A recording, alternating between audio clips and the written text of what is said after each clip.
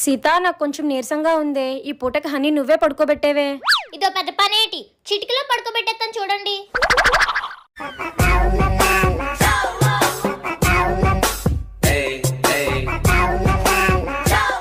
బొజ్జున్నావా honey? పడుకో honey పడుకో. జో జో జో honey పడుకో హనీ. జో జో జో హనీ పడుకో. జో జో జో జో హనీ పడుకో. 1 hour later.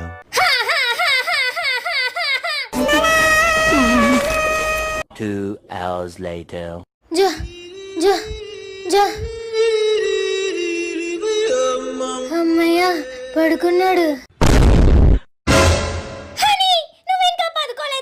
ఎప్పుడు మా అమ్మని నన్ను పిచ్చెక్కిస్తావు కదే, అందుకే ఇప్పుడు నేను నిన్ను పిచ్చెక్కిస్తున్నా.